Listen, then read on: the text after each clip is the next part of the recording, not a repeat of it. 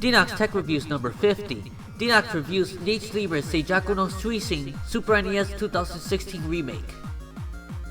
Hello YouTube, this is Dinox speaking once again, and today I will be reviewing one of the greatest hidden gem games I have ever came across. This game's name is Nage Libre Seijaku no Suishin, aka Promotion of Silence, for the Super Famicom, released only in Japan on February 24th, 1995 by Virey Corporation. I got introduced to this game back in 2005 when I was looking for random games to play on the Super Nintendo emulator on my PC. But to start this off, I want to inform you that I actually did review this game before almost 8 years ago in October 2008. After my very first review, my Japanese coach in that same month, it was pretty much the second game I ever reviewed in the Dinox series. When I recently looked back to that overview I did, the mascot jacket, and you see she's about to change her clothes. I couldn't stand how I reviewed it back then. Unscripted, poor quality, lack of editing, and everything else you can think of. Now in 2016, I'm going to redo the entire review in today's standards of editing videos in Sony Vegas. So let's get started with this review. The story of Nage Libre Seijaku no Suishin focuses on the 5 myths that have been sent to a completely different world called Nage. They will need to fight in order to return to their own world. The 5 nymphs, which are all high school girls, are Yui, Ryoko, Mai, Ayaka, and Miki. Yui Kirishima is the main protagonist and hero of this game. She is very energetic and has a very positive attitude.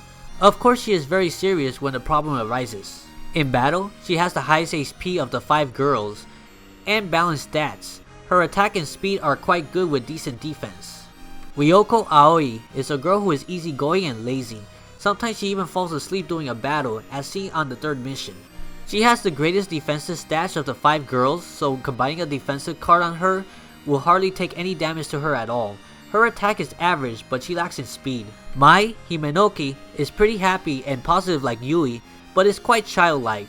When she isn't happy, she can be crying a lot as well. She is the fastest of the 5 girls that allows her to strike first at most of the enemies that she faces, but her HP and defenses makes her quite fragile and can be taken down easily if you're not careful.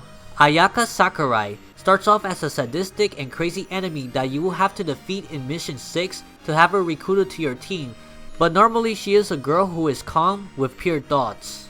She has the highest attack power of the 5 girls, but she lacks in defense and HP that can make her be defeated by enemies easily. It's highly recommended to use defensive cards on her, following by a special card to deal massive damage to an enemy with her high attack stats. And the last of the myths is Miki Shizumoto. She's a very smart yet shy girl wearing glasses and looking like a bookworm. She gets quite along with her teammates.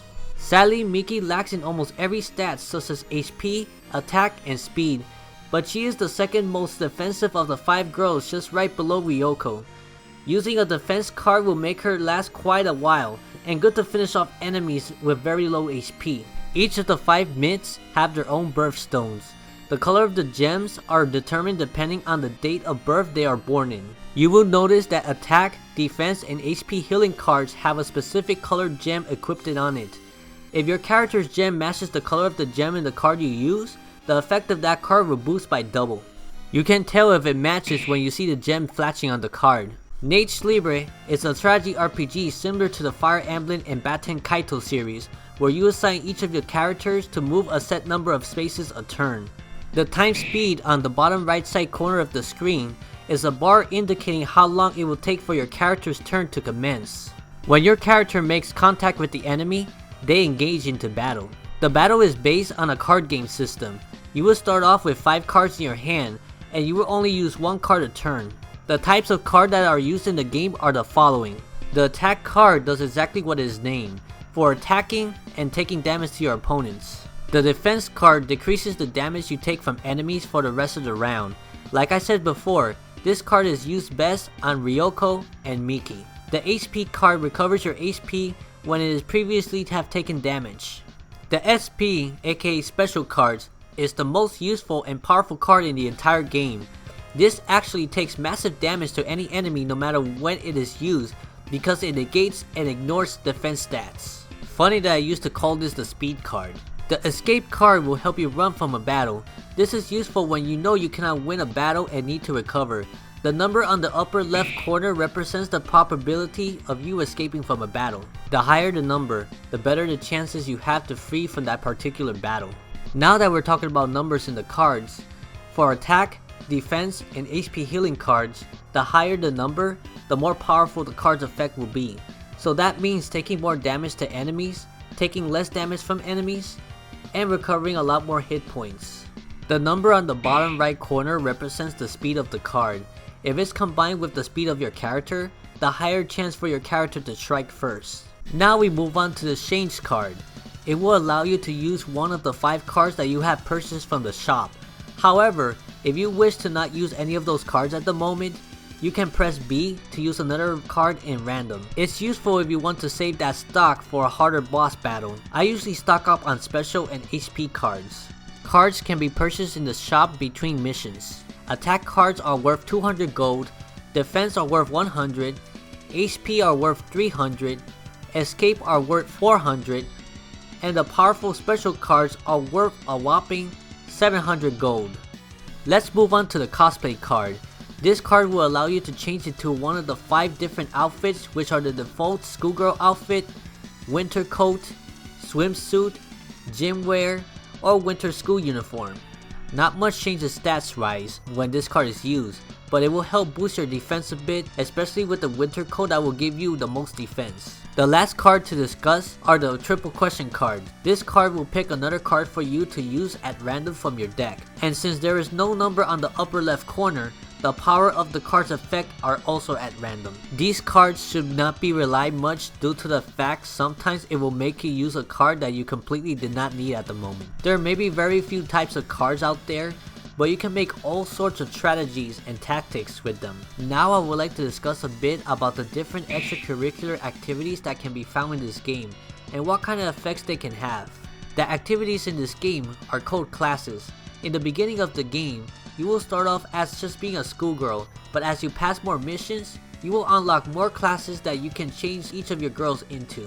One of the unique features this game has to offer is that in between missions, you have the freedom to change to any class you wish for each of your characters. Classes can range from a martial artist, musical singer, gymnastics, and scientist. Each of these classes can raise some of your stats like attack, defense, and speed, while they can also decrease your other stats as well. Check on the Nage Libre Wikia under the category Classes for more information. There are 16 classes in total to choose from, so be sure to choose the proper class for your appropriate character to help improve their stats in battle. So what else is there to say about this game? This game has around 30 missions to complete, and each of them can take between 1 to 2 hours to complete, so you will be in for a long game with around 30 to 40 hours of gameplay. The graphics of this game is pretty nice. If you have played Fire Emblem for the Game Boy Advance, you will feel right at home with the feel of this game. You can tell that they put a lot of effort polishing this game to make it look as good as possible. As for the music, they are decent at best in my opinion. Others may think differently though. But the battle music is what I like the best, with the upbeat feel that makes you pumped to battle any enemies that stand in your way.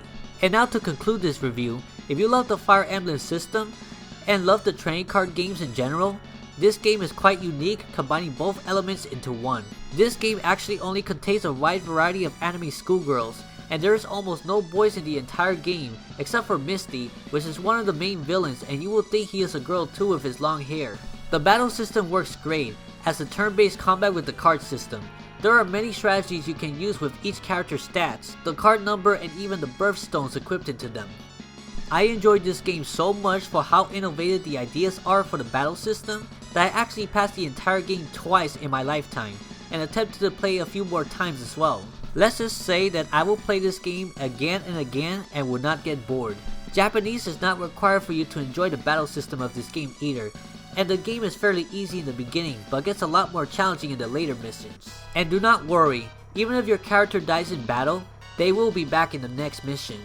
It does not have the permadeath system like Fire Emblem. The downside of this game is that unless you know Japanese, you will not be able to understand the story nor how the characters interact with each other. There is no English translation whatsoever in this game, and probably never will since it has already been faded into obscurity. I always dreamed that Nintendo could have bought this IP and do new innovation with this franchise, because this game obviously has a lot of potential to make it big, but sadly it never did. A matter of fact, Ayumi Tachibana is like Mario popular compared to this game, and that is saying a lot. This is why I decided to review this game and why I remade this as well. A game like Nage Libre deserves a great review, and I'm the only person ever on YouTube who has ever reviewed this game so far, just like the Famicom Detective Club series. There was a sequel to this game called Nage Libre Rasen no Sokoku that came out for the Sony PlayStation in 1997 that is even more underrated than the first one, and I have yet to play this game. I really have to get into this game soon. Anyways, to grade this game, I give Nage Libre Seijaku no Suishin an 8.5 out of 10. If you enjoy battle card games in general and Fire Emblem, you are going to enjoy this game. Period.